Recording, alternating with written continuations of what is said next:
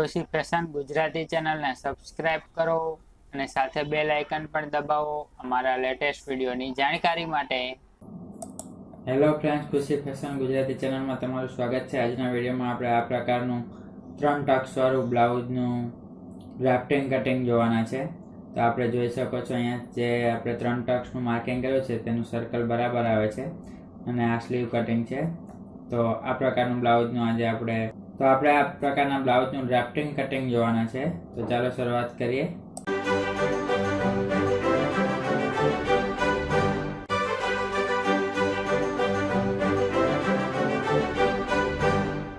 સૌથી પહેલાંનું આપણે મેજરમેન્ટ જોઈ લઈએ.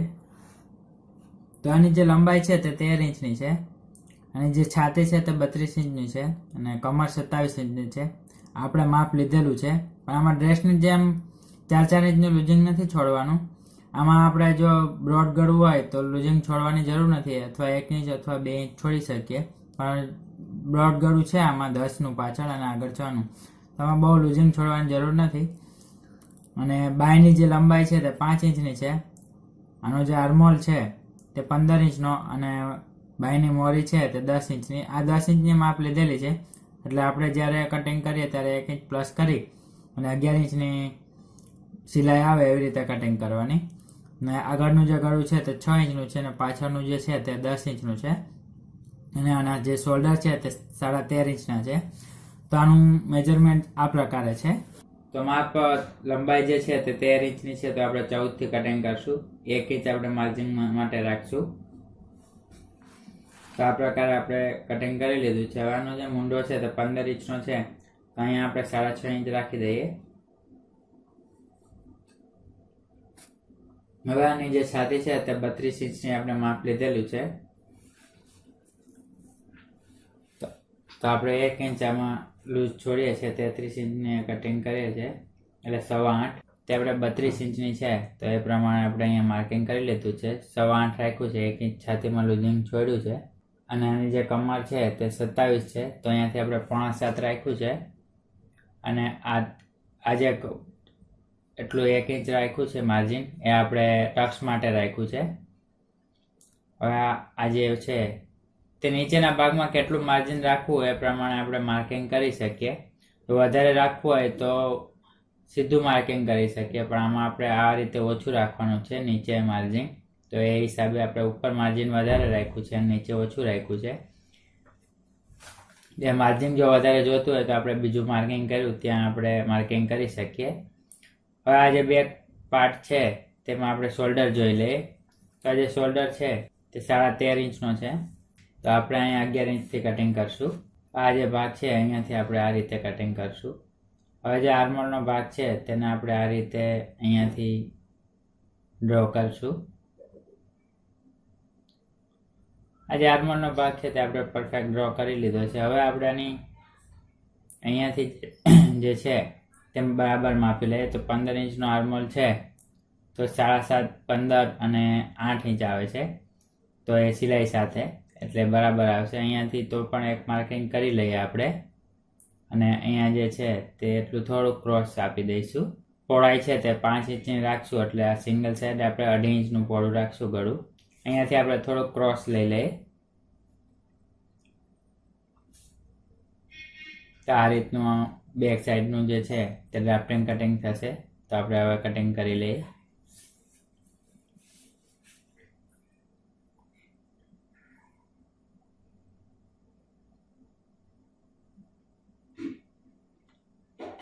તો આને આપણે કટિંગ કરી લીધું છે. હવે આપણે આ જે ટક્સ મારીએ છીએ તે શોલ્ડરનું સેન્ટર મેળવી અને આપણે આ જે શોલ્ડર છે તેનું આપણે સેન્ટર મેળવી અને જે જગ્યાએ ટક્સનું આવે છે તે જગ્યાએ આપણે ટક્સ જે છે તેને આપણે કરી લઈએ. અહીંયા જે ટક્સનું એક માર્કિંગ કરી લઈએ. તો આ ટક્સનું માર્કિંગ આપણે કરી લીધું છે. આ જે બેક સાઈડ છે તે એકદમ કમ્પ્લીટ કટિંગ થઈ ગયું છે. હવે ખાલી ગળું જ કટિંગ કરવાનું બાકી છે. તો ગળું જેટલું લાંબુ હોય એ પ્રમાણે આપણે અહીંયા માર્કિંગ કરી લઈએ. એમાં 10 ઇંચનું છે, તો આપણે 10 ઇંચ પર માર્કિંગ કરી લીધું. નીચેનો જે પટ્ટો છે તે આપણે જોઈ લેવાનો માપ પ્રમાણે કે એમાં કેટલો આવવો જોઈએ, અને માપ જે છે ગળું તે કેટલું આવવું જોઈએ એ આપણે પરફેક્ટ કરી લઈએ તો ખ્યાલ આવી જશે. હવે આ જે ભાગ છે અહીંયાથી 3.25 ઇંચનું આપણે પહોળું રાખશું અને ઉપરથી તો આપણે 2.5 ઇંચનું માર્કિંગ કરેલું જ છે. તો આ રીતે થોડુંક ક્રોસ ગળું કટિંગ કરશું, કારણ કે નીચેથી પણ જો 2.5 લેશું ને ઉપરથી પણ 2.5 લેશું તો નીચેનો જે ભાગ છે તે બહુ બ્રોડ નહીં થાય ગળાનો, એના હિસાબે. તો નીચેથી ગળું બ્રોડ હોય છે, ઉપરથી તો પહેરે એટલે ઓટોમેટિક બ્રોડ થઈ જાય છે. તો આપણે આ પ્રમાણે આનું કટિંગ કરી લઈએ.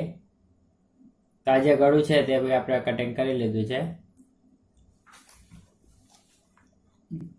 હવે આપણે આમાં ફ્રન્ટ પાર્ટ જે છે તે આપણે કટિંગ કરી લઈએ. તો ફ્રન્ટ પાર્ટમાં એક ખાસ ધ્યાન રાખવાનું કે જો આગળની સાઈડમાં હૂક હોય તો એ પ્રમાણે કટિંગ કરવાનું.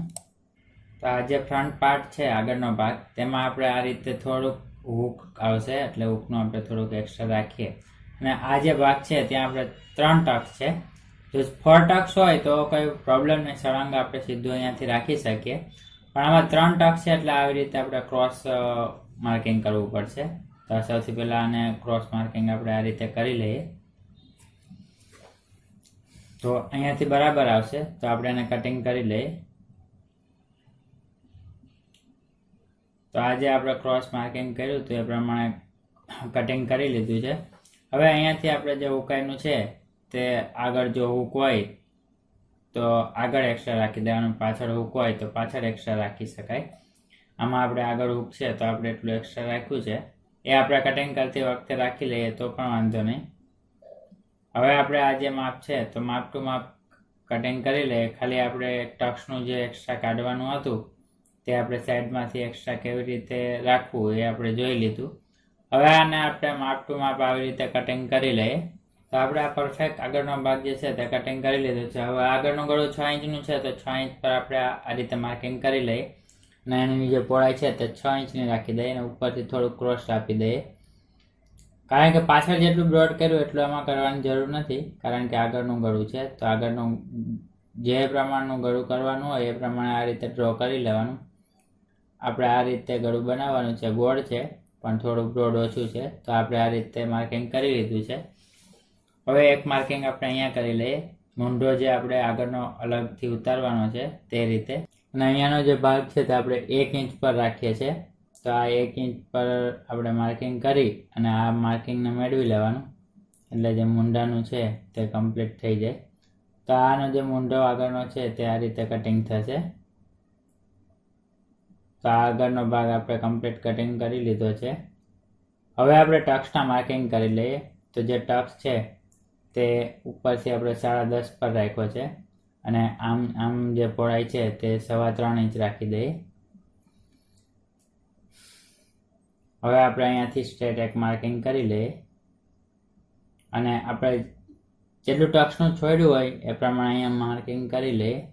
1.25 ઇંચ જેટલું માર્કિંગનું રાખ્યું છે તો 1.25 ઇંચથી આવી રીતે આપણે માર્કિંગ કરી લીધું અને અહીંયા આવી રીતે આપણે ચેકા મારીને માર્કિંગ વ્યવસ્થિત કરી લઈએ એટલે આપણે જ્યારે સીવવા બેસીએ ત્યારે ખ્યાલ આવે.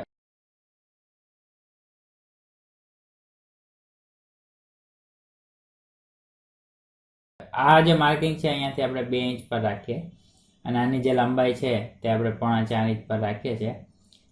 તો આ જે છે અહીંયા પણ આપણે આ રીતે જ માર્કિંગ કરી લેવાનું. જેટલું આપણે અહીંયા ઓછું માર્કિંગ લેવાનું, કારણ કે અહીંયા આપણે મૂંઢો ઉતાર્યો છે તો અહીંયા માર્કિંગ આપણે જે છે તે એક્સ્ટ્રા નથી છોડ્યું. આ જે માર્કિંગ આવશે તે 4.5 ઇંચ પર અહીંયાથી આપણે આવશે.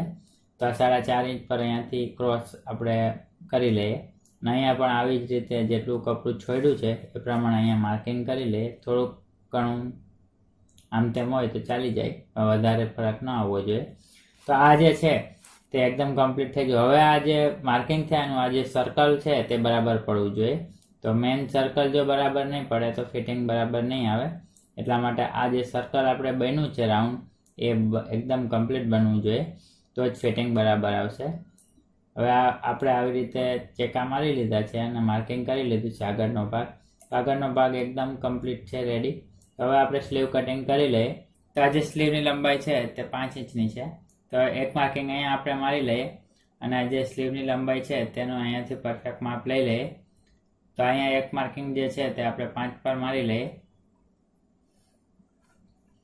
અને બીજું માર્કિંગ અહીંયા મારી લઈએ અને હવે અહીંયા આપણે ડ્રો કરી લઈએ અને આ જે છે તે 3.5 ઇંચ પર આપણે નીચું રાખ્યું છે મૂંઢાનો ભાગ અને હવે મૂંઢો 15 ઇંચનો છે તો અહીંયા આપણે 6.5 અથવા 5.5 રાખી શકીએ તો આપણે 6.5 રાખ્યું છે અને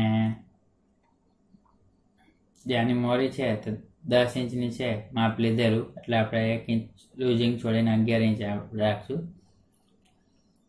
અને અહીંયા જે ભાગ છે તે એકદમ કમ્પ્લીટ આપણે ડ્રો કરી લઈએ અને આપણે જોઈ લઈએ 15 ઇંચ તો કમ્પ્લીટ આવે છે તો હવે આપણે આને કટિંગ કરી લઈએ